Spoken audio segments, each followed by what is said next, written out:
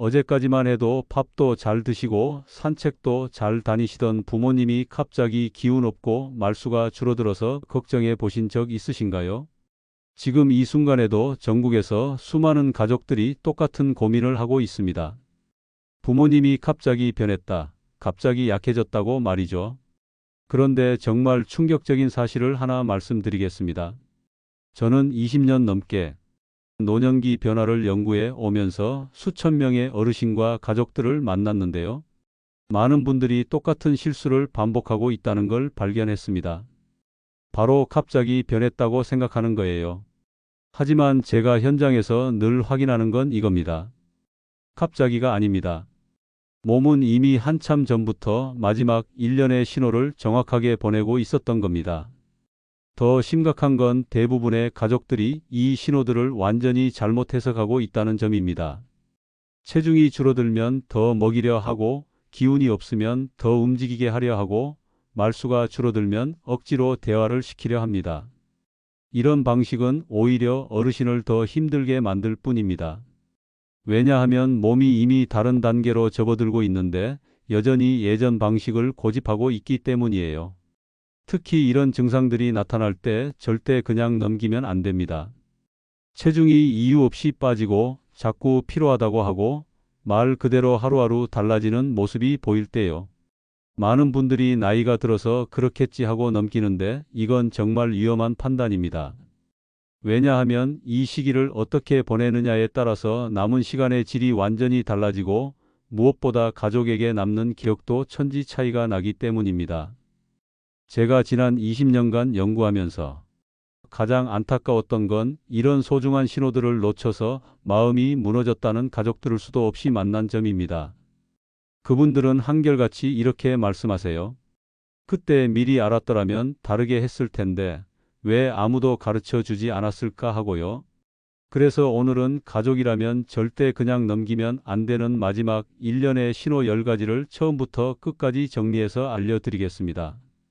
이 내용은 제가 현장에서 직접 확인한 가장 중요한 변화들이고 알고 나면 여러분도 소중한 가족을 위해 완전히 다른 선택을 하게 될 겁니다. 혹시 이 이야기 들으면서 떠오르는 가족의 모습이 있다면 댓글로 나눠주시기 바랍니다. 제가 연구 과정에서 가장 기억에 남는 분이 있습니다. 제 지인이자 고등학교 동창의 어머니였던 84세 박순자님이었어요. 순자님은 평생 요리하는 걸 좋아하셨던 분이었습니다. 손주들 올 때마다 직접 나물을 무치고 큰 냄비에 김치찌개를 끓이시고 마당에서 키운 상추로 쌈을 싸주시던 그런 분이셨죠. 그런데 작년 여름부터 변화가 시작됐습니다. 처음엔 아주 작은 변화였어요. 밥을 평소보다 조금씩 남기기 시작하더니 손주들이 와도 예전처럼 바쁘게 음식을 준비하지 않으시더군요. 그리고 예전엔 마당에서 채소 가꾸는 걸 좋아하셨는데 집 안에 앉아 있는 시간이 점점 길어졌습니다. 가족들은 나이가 들면 다 그렇지 뭐 하고 생각했습니다. 84세인데 당연한 거 아니냐, 이제 좀 쉬셔야지 하면서요. 그런데 2달 사이에 더 뚜렷한 변화가 이어졌습니다. 평생 입으시던 옷들이 헐렁해지기 시작했고 예전엔 동네 아주머니들과 수다 떠는 걸 좋아하셨는데 말수가 확연히 줄어들었어요. 그때 동창 친구가 제게 상담을 요청했습니다. 어머니가 요즘 너무 조용해지셨는데 혹시 우울증이나 치매 초기 증상은 아닐까 걱정된다고요? 그때 제가 가족에게 조심스럽게 말씀드렸습니다. 지금 순자님에게 나타나는 작은 변화들은 단순한 노화나 우울증이 아니라 몸이 보내는 아주 중요한 신호일 수 있다고요. 체중 감소, 활동량 저하, 관심사의 변화, 이 모든 게 연결된 하나의 큰 흐름이라고 설명해 드렸습니다. 그리고 또 다른 사례가 있습니다. 제가 연구하면서 만난 78세 최덕배님의 경우였는데요. 덕배님은 평생 새벽 5시에 일어나서 동네 한 바퀴 도는 걸 30년간 빠뜨리지 않으신 분이었습니다. 비가 와도 우산 쓰고 나가시고 겨울에도 꼭 산책을 하셨어요. 그런데 어느 날부터 아침에 일어나는 시간이 점점 늦어지기 시작했습니다. 처음엔 6시, 그 다음엔 7시, 나중엔 8시가 되어도 일어나지 못하시더군요. 그리고 일어나서도 예전처럼 바로 밖으로 나가는 게 아니라 한참을 앉아 계시다가 오늘은 좀 피곤하네 하시며 산책을 포기하는 날이 늘어났습니다. 아들은 아버지가 게을러지신 건 아닌가 걱정했어요. 평생 부지런하셨던 분이 갑자기 이러니까 답답하다고 하시더군요. 하지만 제가 보기엔 덕배님의 몸이 이미 에너지를 아껴 쓰기 시작한 신호였습니다. 이렇게 생활 패턴이 서서히 바뀌는 건 몸의 자연스러운 보호 메커니즘이거든요. 그런데 가족들은 이걸 의지 부족이나 나태함으로 해석하는 경우가 너무 많습니다. 이 이야기를 끝까지 들어야 전체 흐름을 알 수 있습니다. 왜냐하면 이런 변화들은 따로따로 나타나는 게 아니라 모두 연결되어 있거든요. 그리고 각각의 신호를 어떻게 받아들이고 대응하느냐에 따라서 남은 시간의 질이 완전히 달라집니다. 결국 순자님은 1년 뒤 평화롭게 가족 곁에서 눈을 감으셨고 덕배님도 8개월 뒤 조용히 생을 마감하셨습니다. 두 분 모두 마지막까지 가족과 따뜻한 시간을 보내셨어요. 순자님의 아들은 제게 이렇게 말했습니다. 그때 박사님 말씀이 없었다면 계속 더 먹이고 더 움직이게 하려고 애썼을 텐데 그랬다면 어머니도 힘들고 저희도 후회만 남았을 것 같다고요. 지금 이 순간 구독과 좋아요를 꼭 눌러주시기 바랍니다. 이 내용을 더 많은 분들이 볼 수 있도록 도와주세요. 그리고 끝까지 보시면 세 가지를 얻을 수 있습니다. 첫째, 왜 지금까지 잘못 생각해 왔는지 명확하게 알게 되고요. 둘째, 어떤 변화가 나타날 때 어떻게 대응해야 하는지 구체적인 방법을 배우게 됩니다. 셋째, 마지막 순간까지 후회 없는 시간을 보낼 수 있는 실제적인 지혜를 얻게 돼요. 이렇게 작은 변화만으로도 정말 많은 걸 알 수 있습니다. 중요한 건 이런 신호들을 문제로 보지 말고 몸의 자연스러운 메시지로 받아들이는 거예요. 이제 본격적으로 마지막 1년의 신호 7가지를 하나씩 자세히 짚어보겠습니다. 각각의 신호가 정확히 무엇을 의미하는지, 어떻게 대응해야 하는지 명확하게 알려드릴게요. 이제 제가 20년간 연구하면서 현장에서 반복적으로 확인한 마지막 1년의 가장 중요한 신호 7가지를 말씀드리겠습니다. 이 내용들은 모두 실제 어르신들에게서 직접 관찰한 것들이에요. 첫 번째는 체중이 이유 없이 지속적으로 줄어드는 변화입니다. 이게 정말 중요한데요. 6개월 안에 평소 체중이 5% 이상이 빠지면 이건 단순한 식욕 부진이 아닙니다. 몸의 단백질 생성 능력과 근력 유지 기능이 현저히 약해진 신호일 가능성이 높아요. 서울대학교 노년학 연구소에서 실시한 대규모 조사에 따르면 마지막 1년을 앞둔 어르신의 약 78%가 눈에 띄는 체중 감소를 경험하는 것으로 나타났습니다. 제가 직접 만난 82세 이영숙님의 경우를 말씀드릴게요. 영숙님은 평소 된장찌개와 김치를 정말 좋아하셨던 분이었는데 어느 날부터 반찬을 자꾸 남기기 시작하셨어요. 며느리가 억지로 한 숟가락 더 드시라고 하면 배가 불러서 못 먹겠네 하시면서 고개를 저으셨죠.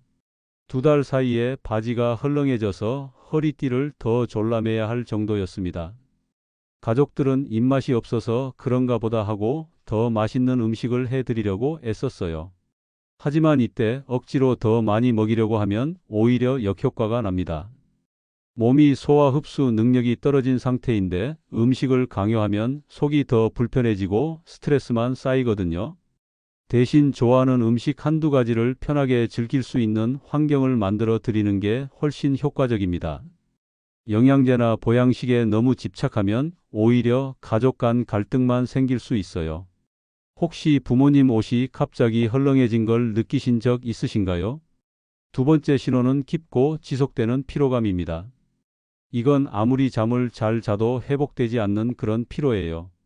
젊었을 때 느끼던 피로와는 질적으로 다릅니다. 고려대학교 의과대학 노년내과에서 발표한 연구 결과에 따르면 임종 1년 전 어르신의 약 83%가 이런 만성적 피로를 경험한다고 보고됐습니다. 이는 세포 수준에서 에너지 생산 능력이 현저히 떨어진 상태를 의미해요. 제가 상담했던 77세 김철호님의 사례를 들려드릴게요. 철호님은 평생 택시 운전을 하셨던 분이라 체력에 자신이 있으셨어요. 은퇴 후에도 텃밭 가꾸기, 동네 어르신들과 게이트볼 하기 등 활발하게 지내셨죠. 그런데 어느 날부터 아침에 일어나시자마자 아이고, 오늘도 피곤하네 하시는 말씀이 늘어났습니다. 밤에 잠도 잘 주무셨는데 말이에요. 처음엔 하루 이틀이었는데 점점 몸이 무겁다, 기운이 없다는 말씀을 매일 하시게 됐어요. 그러더니 좋아하시던 텃밭 일도 오늘은 좀 쉬자 하시면서 포기하는 날이 늘어났습니다. 가족들은 좀만 더 움직이시면 기운이 날 거라고 계속 권유했어요. 하지만 이런 조언은 오히려 남은 에너지를 더 소모시키는 결과만 났습니다. 이때는 아침처럼 에너지가 비교적 있는 시간대에 짧고 의미 있는 활동 하나만 배치하고 그 외 시간에는 충분히 쉬게 해드리는 게 좋아요. 억지로 운동시키거나 활동량을 늘리려 하지 마세요. 가까운 가족 중 요즘 유독 피곤하다는 말을 자주 하시는 분이 계신가요? 세 번째는 관심과 시선이 과거와 내면으로 향하는 변화입니다. 현재 일어나는 일들보다 오래된 기억에 더 집중하고 이미 세상을 떠난 가족이나 친구들을 자주 떠올리게 돼요. 연세대학교 심리학과의 노화인지 변화 연구에 따르면 마지막 1년 내 어르신의 약 74%에서 이런 회고적 성향이 뚜렷하게 나타난다고 합니다. 81세 조미화님의 경우가 전형적이었어요. 미화님은 10년 전에 남편을 잃으신 분인데 평소엔 현재 생활에 잘 적응하고 계셨어요. 자식들 안부 묻고 TV 뉴스 보면서 세상 돌아가는 얘기도 하시고 그러셨죠. 그런데 어느 시점부터 돌아가신 남편 이야기를 자주 꺼내기 시작하셨어요. 아버지가 이런 걸 좋아했는데 아버지하고 여기 같이 갔었지, 이런 식으로요. 그리고 옛날 사진첩을 꺼내서 오래 바라보는 시간이 늘어났습니다. 젊었을 때 사진, 신혼여행 사진, 아이들 어렸을 때 사진을 하나씩 들여다보면서 혼자 미소 짓거나 한숨을 쉬기도 하셨어요. 가족들은 처음엔 그냥 그러려니 했는데 점점 현재보다 과거 이야기만 하시니까 혹시 치매 초기 증상은 아닌가 걱정이 되더라고요. 하지만 이건 치매가 아닙니다. 생의 마지막을 준비하는 자연스러운 정신적 과정이에요. 이때는 현실로 끌어오려고 애쓰지 마시고 이야기를 편하게 들어주세요. 그리고 함께 추억을 꺼내보는 시간을 갖는 게 정서적 안정에 가장 좋습니다. 그때가 좋으셨겠네요. 아버지가 그런 분이셨군요. 이렇게 공감해 주시면 돼요. 치매라고 단정하거나 그런 생각하지 마세요 하고 부정하는 말은 혼란만 키울 수 있어요. 최근 부모님이 옛날 이야기만 길게 하시는 모습 보신 적 있으신가요? 네 번째는 면역력 저하로 인한 감염이 반복되는 현상입니다.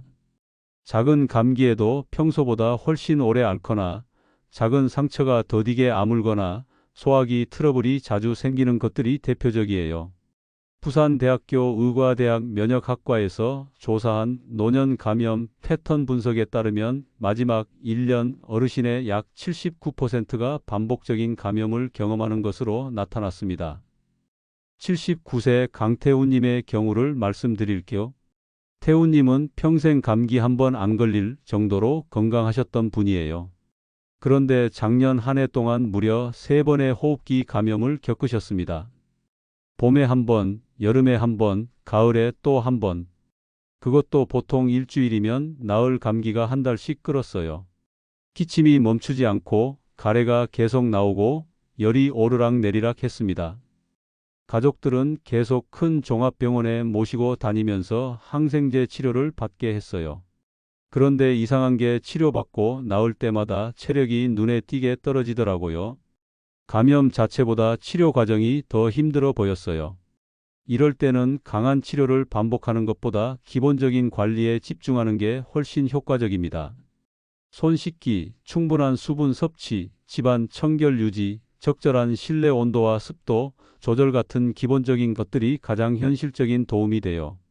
무리한 항생제 치료나 과도한 검사는 오히려 삶의 질을 떨어뜨릴 수 있습니다. 최근 작은 감기도 오래 끌거나 자주 반복되는 분이 주변에 계신가요? 다섯 번째는 호흡 패턴과 혈액순환의 변화입니다. 숨을 쉬는 리듬이 불규칙해지거나 손발 끝이 평소보다 차가워지거나 피부색이 약간 변하는 것들이 나타나요. 한국과학기술원 생체의공학과의 노년 생리변화 연구에서는 임종을 앞둔 어르신 중 약 71%에서 이런 순환기계 변화가 관찰된다고 보고했습니다. 90세 윤병성님의 사례를 들려드릴까? 병성님은 잠들기 전에 특이한 호흡 패턴을 보이기 시작하셨어요. 평상시에는 괜찮은데 누우시면 숨을 깊게 들이쉬었다가 몇 초간 멈추고 다시 후하고 내쉬는 패턴이 반복됐습니다. 가족들은 이걸 보고 매우 불안해했어요. 숨이 멈추는 것 같아서 밤에 잠을 못 잘 정도였다고 하더군요. 그런데 이런 호흡 변화는 생명에 위험한 응급 상황이 아니라 자연스러운 생리적 적응 과정에 가까운 경우가 많아요. 몸이 에너지를 최대한 효율적으로 사용하려고 하는 거거든요. 이때는 과도한 처치를 요구하기보다 편안함에 중심을 두는 게 더 좋습니다. 방 온도를 따뜻하게 유지하고 무거운 이불보다 얇은 이불을 여러 겹 덮어드리고 입술이 마르지 않게 보습해 드리는 것만으로도 큰 도움이 됩니다. 가족 중 숨소리가 예전과 달라진 분을 본 적 있으신가요? 6번째는 수면 패턴의 변화입니다. 낮에 자는 시간이 늘어나고 밤에는 자주 깨는 경우가 많아져요. 또는 반대로 하루 종일 잠만 자려고 하는 경우도 있고요. 7번째는 감정 표현 방식의 변화입니다. 평소 참을성이 많으셨던 분이 짜증을 내거나 반대로 활발하셨던 분이 조용해지는 등의 변화가 나타나요. 이 모든 변화들은 따로 일어나는 게 아니라 서로 연결되어 있다는 점을 기억하세요. 해시태그 이제 마지막 1년을 편안하고 후회 없이 보내기 위한 구체적인 생활 실천법을 말씀드리겠습니다. 이 부분이 정말 중요한데요. 실제로 가정에서 어떻게 해야 하는지 세부적으로 알려드릴게요. 첫 번째는 집안 환경을 단순하게 정리하는 것입니다. 마지막 시기에는 너무 복잡한 집안 구조가 오히려 혼란과 불안을 유발할 수 있어요. 특히 가구 배치를 크게 바꾸는 건 절대 피해야 합니다. 50년 넘게 살던 집의 구조가 갑자기 바뀌면 방향 감각을 잃기 쉽거든요. 대신 이동 동선만 간단히 정리하고 자주 사용하는 물건들을 눈에 잘 보이는 곳에 두시면 됩니다. 안경, 물컵, 상비약 같은 것들을 침실이나 거실 한 곳에 모아두는 식으로요. 집안 구조가 너무 복잡해서 어르신이 헤매시는 일은 없으신가요? 두 번째는 일상 리듬을 훨씬 느리게 조정하는 겁니다. 이 시기에는 몸의 에너지 회복 속도가 현저히 늦어지기 때문에 예전처럼 바쁜 일정을 소화할 수 없어요. 하루에 한 가지 의미 있는 활동만 배치하고 나머지 시간은 완전히 휴식 중심으로 잡아주세요. 예를 들어 오늘은 짧은 산책, 내일은 가족과 차 한 잔, 모레는 좋아하는 TV 프로그램 보기 이런 식으로 말이에요. 억지로 여러 가지 일정을 넣으면 오히려 스트레스만 쌓입니다. 부모님의 하루 일정이 너무 빡빡하게 짜여 있지는 않나요? 세 번째는 감정적인 대화를 절대 미루지 않는 것입니다. 이 시기에는 정서적 안정이 어떤 치료보다 효과가 큽니다. 평소 표현하지 못했던 고마움이나 사랑을 전하는 시간을 의도적으로 만들어 보세요. 어머니 덕분에 잘 컸어요. 아버지가 열심히 일해 주셔서 우리가 공부할 수 있었어요. 이런 진심 어린 말들이에요. 감정을 숨기려 하거나 나중에 말하지 뭐 하고 미루면 안 됩니다. 또 급하게 결론을 내리려고 하지도 마세요. 오늘 부모님께 따뜻한 한마디 전해 보실 수 있을까요? 네 번째는 남은 체력을 정말 의미 있는 곳에만 사용하게 도와드리는 겁니다. 이 시기에는 체력을 어디에 쓰느냐가 삶의 질을 완전히 좌우해요. 복잡한 검사나 번거로운 절차보다는 진짜 기쁨을 주는 활동에 에너지를 투자하도록 해주세요. 좋아하는 옛날 가요 듣기, 손주와 잠깐 이야기하기, 창가에서 햇볕 쬐기 같은 간단하면서도 마음을 편하게 해주는 것들 말이에요. 쓸데없이 에너지를 소모하게 만드는 요구는 정말 피해야 합니다. 부모님이 요즘 가장 좋아하시는 활동이 무엇인지 아시나요? 다섯 번째는 가족 간 돌봄 역할을 적절히 분담하는 것입니다. 한 사람이 모든 걸 떠안으면 그 사람도 지치고 전체적인 분위기도 무거워져요.